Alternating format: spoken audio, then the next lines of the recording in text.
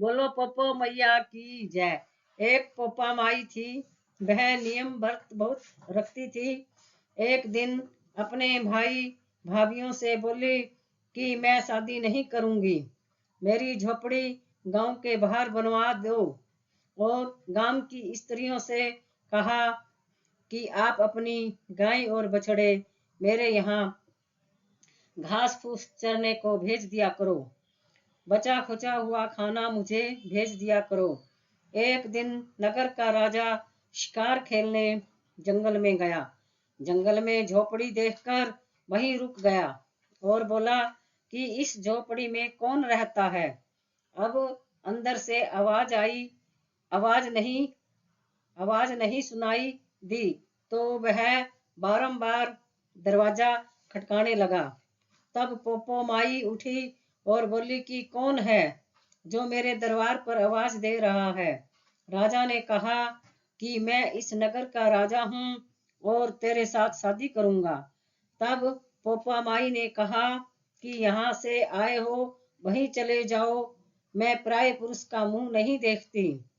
राजा जबरदस्ती पोपो माई को उठा कर ले जाने लगा।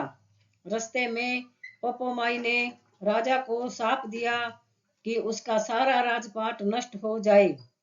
जब वह नगर में पहुंचा तो रानियां कहने लगी कि आप इसको वापिस इसकी झोपड़ी में छोड़ आओ। राजा जब पोपो माई को छोड़ने गया तो रास्ते में पाप की नदी आई। राजा उस पाप की नदी में डूब गया।